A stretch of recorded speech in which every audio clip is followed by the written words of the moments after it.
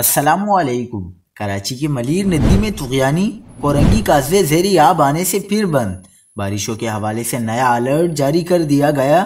کیا آپ حالات حاضرہ سے آگاہی حاصل کرنا چاہتے ہیں؟ خبر کے پیچھے چھپے اصل حقائق جاننا چاہتے ہیں تو ابھی سبسکرائب کیجئے جلمل پاکستان کو اور ساتھ ہی گھنٹی کے نشان پر کلک کر دیں۔ آپ کو بتاتے چلیں کہ کراچی میں مونسون بارشوں کا سلسلہ جاری ہے۔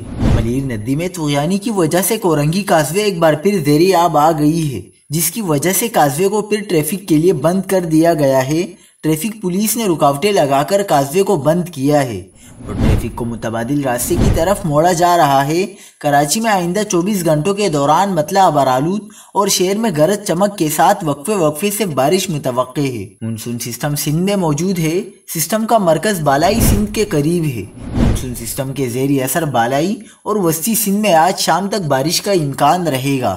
چیف میٹرولوجسٹ سردار سرفراز کا کہنا ہے کہ کراچی میں آج شام یا رات کے وقت ہلکی بارش اور بوندا باندی کا امکان ہے، جبکہ مونسون سسٹم کے زیر اثر بلوچستان کے جنوبی اور شمال مشرقی اضلاع میں 26 اگست تک بارش کا امکان ہے۔